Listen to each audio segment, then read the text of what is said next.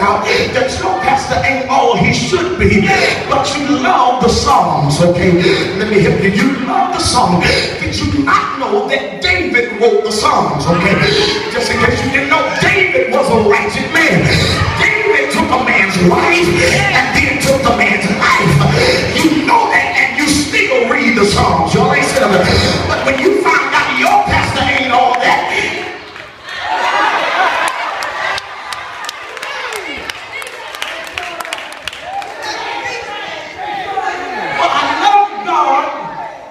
because you'll leave me when you think I did it wrong. But God stays with me and he know I did wrong. And so just for a few moments, baby, just for a few moments, sit down and preacher. Just for a few moments, I want to look at this picture, Jamila. I want to look at this picture that John paints. And I want to show you how tonight those who were unqualified to judge wanted to. And the only one who was qualified to judge chose not to. Okay, three things I'm going to lift from the text. I'll bid you good night.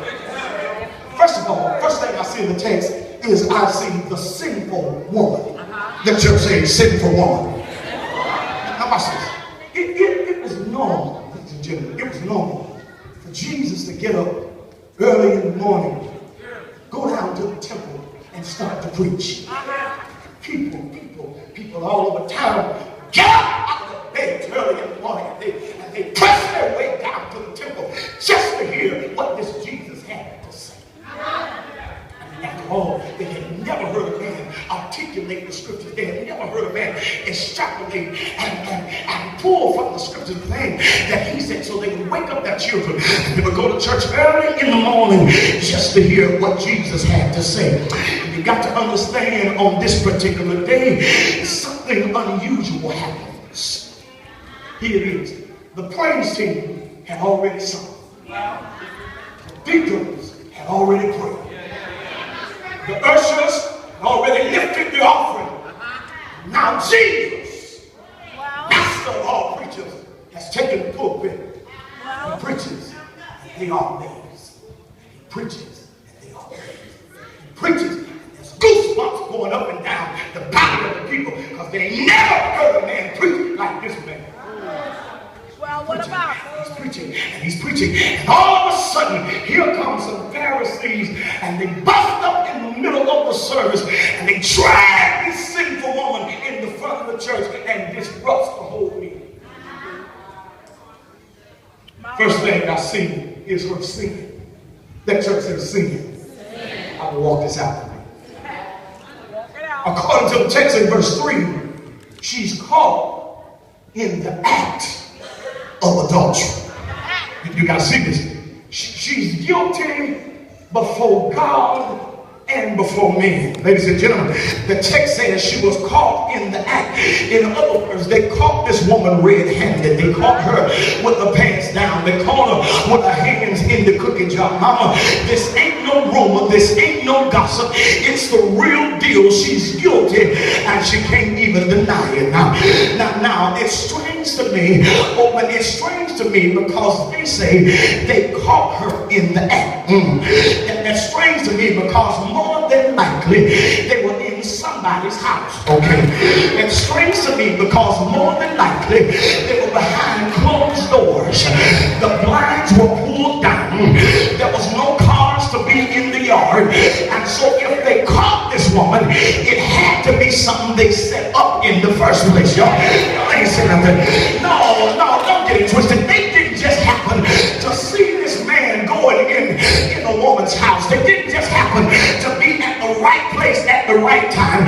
This was something that they set up. And let me tell you something with your saved self. And I don't care how saved you are. I don't care how much you speak in tongues. If you're not careful, the devil will still set you up. Y'all ain't saying that. Y'all ain't saying that. Somebody tell him he'll set you up. Yes, he will.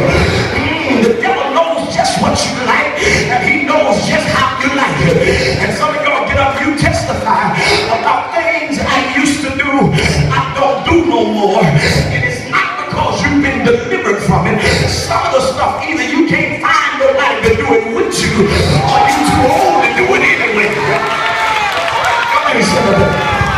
If you are 70 years old, they ought to be ashamed of themselves. Their skirts that short. Listen, the only reason you don't wear your skirts like that no more is because your legs are too.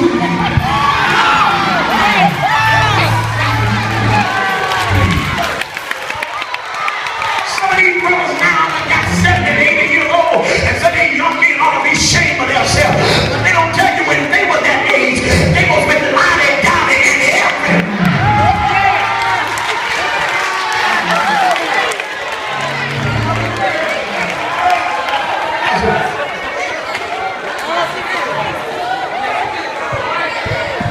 People are tricked. Then you testify about something that really wasn't an issue for you in the first place. Okay. It ain't nothing for me to get up and testify. Sir. It ain't nothing for me to get up and testify. Somebody offered me some chitlins. I turned it down. That ain't no testimony. Good job. Good job. Because chitlins don't tempt me. I've been all over the country and people say, well, you just ain't had my chitlins. I don't want your chitlins. I don't want nobody's chitlins because chitlins ain't my thing. And so it ain't nothing for me to condemn somebody that eats chitlins. But if you bring me a sweet potato pie, Mama Oakland, it's going to be a whole different story. And some of you testifying about stuff that never was a temptation for you either. This woman has sinned. But secondly, I see her shame. Preacher, preacher. Watch this. Watch this. In their haste to bring this woman to the church, they didn't give her time to put her clothes on. And so all she has now in the front of a packed church is a sheet wrapped around her body. She stands there as the church people put her on blast. And I don't need much for you if you ain't never been put on blast. I'm talking about 13 of y'all that's just like me, and you know what it is to folk to put you on blast. Y'all ain't sitting there. She's standing there, and she's caught in the midst of a bad situation. She has a sheet wrapped around her body. Her head is hanging down, and tears begin to lap under her chin, and she listens as they put her on blast. She stands there. She's guilty. She's sinned. Work the word, sir. She's in shame. Not only do I see her sin and her shame, I see her sentence. The text suggests in Deuteronomy 22 that this woman should be stoned. Okay. They say to Jesus, she ought to be stoned. Now, I don't have a problem with that, but there's one problem I've got with the whole thing. Text says they brought a woman. Where was the man? But my complication and the irritation with the text is it takes two To tango. Y'all better feel what I'm saying. And the text said they just brought the woman now. And I ain't saying she ain't supposed to die, but I am saying either you gonna keep the whole law or you don't mess with none of the law at all. Y'all ain't saying nothing. If you gonna bring the woman, we got to go find the man. And we gotta bring them both up in y'all ain't saying nothing. And I don't know if they do it in Philadelphia, but I stopped that junk at my old church. I don't have a problem at my church now. But at my old church, and I don't know if y'all know anything about it, but they used to have called making an acknowledgement. Mama, you remember. You know, a young girl would get pregnant. They make her get off of the worship board. They say, sit down out of the choir. They say, before you can be active in this church again, you got to get up in front of the church and make an acknowledgement.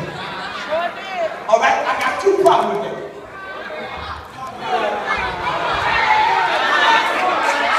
Number one, I didn't do it at the church. Okay.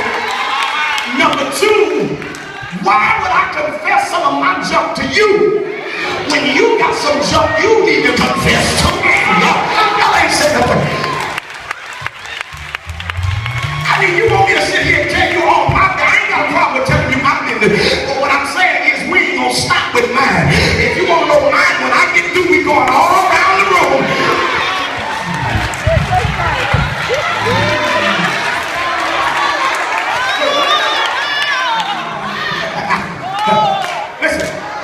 the church, oh, I got quit.